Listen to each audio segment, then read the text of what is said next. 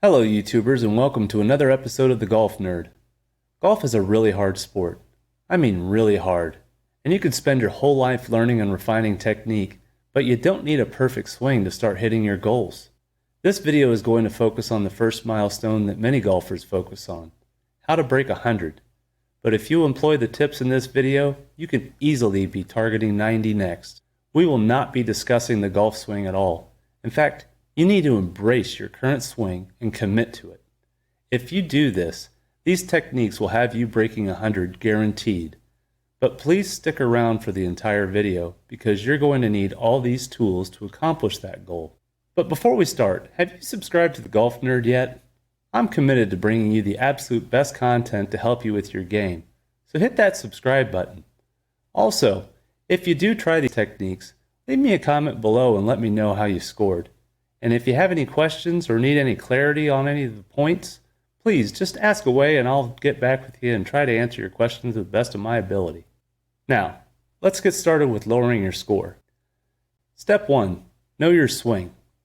We as golfers have to know who we are on the course, meaning we need to be brutally honest with ourselves about what shots we can hit 80% of the time and which we can't. If you're looking over a shot and you don't think you can hit it 8 out of 10 times, then it's the wrong shot. I'm not talking about the 2 out of 10 times that you mishit the ball. I'm talking about the other 8 times when you hit it to the best of your ability. This is critically important because we need to assess each shot on its own merit and use this philosophy to determine what shot to hit next.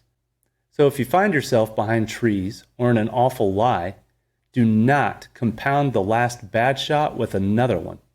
This is a critical step to breaking 100. Take your medicine, recognize you could have done better, and play a safe shot back to the fairway with the club that you have the most confidence in and carry on. Step 2. Know your patterns. We all have patterns in our ball flight. We can't choose to ignore these patterns. We have to acknowledge them and play them as part of the game. A marksman wouldn't discount the wind just because he wished it was different, and we can't ignore our patterns. So that means we have to take this into account. If you play a fade or a slice, aim to the extreme left of the fairway or the green. If you play a hook or a draw, then aim to the extreme right of your target. Will we hit it straight sometimes and leave ourselves off the fairway? Yeah, but we have to play the percentages. Any good basketball coach will take a 90% layup over a 30% three-point attempt. It's just logical. So commit to your pattern and aim accordingly. And last point on this, don't try to change your swing in the middle of a round. Whatever it is that you brought to the game that day, use it. Do not try to mess with your swing because it's only going to introduce confusion and uncertainty when you're trying to pick out targets. Step 3. Know your target. In golf, we have to aim small.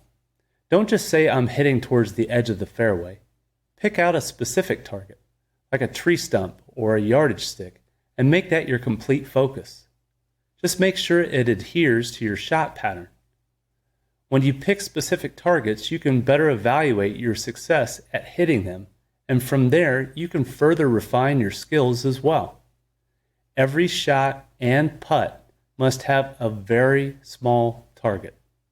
Step 4. Know the tee box. The tee box is the one place where we can move our ball to the most favorable position. You have to take advantage of this. I see so many high handicappers not taking advantage of this strategy. So if you play a left to right shot, a fade or a slice for righties, stand on the extreme right of the tee box. Pick out your target on the extreme left side of the fairway. You have now used geometry of your ball flight to its fullest advantage. Obviously, if you play a right to left shot, then stand on the extreme left-hand side of the tee box and aim towards the extreme right of the fairway. You are stacking the deck and increasing your probabilities every time you do this. Step 5. Know the math. So you want to break 100.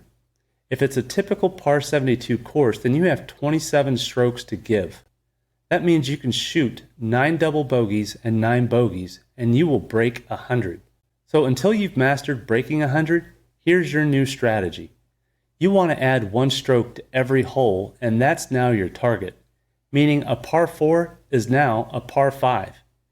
Given this, you are trying to get on the green in regulation +1.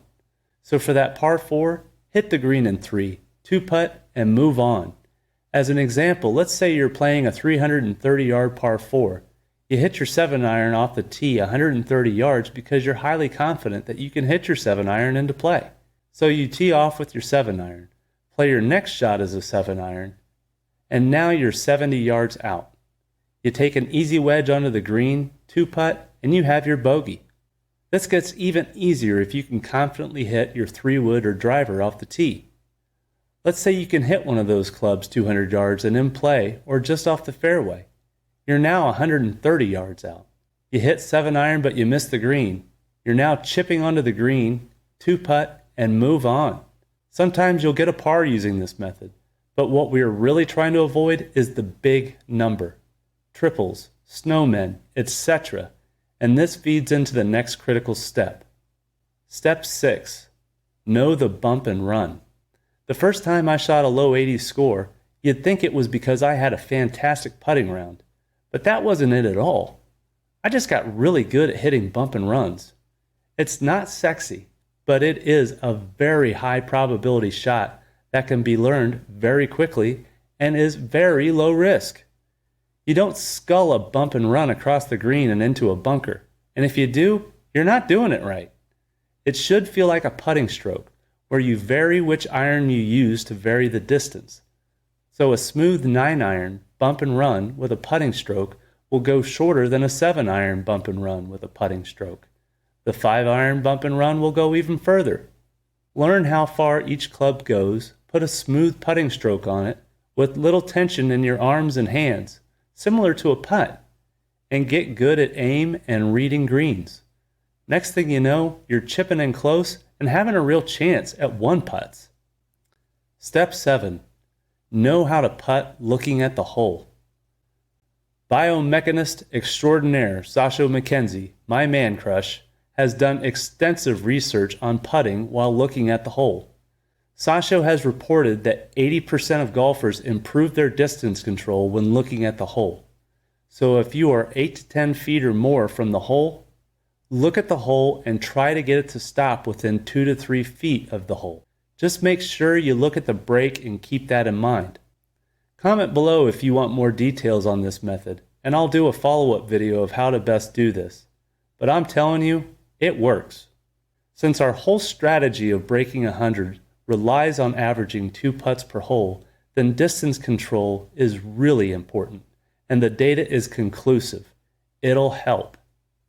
So that's 7 tips, but let me throw in just one more.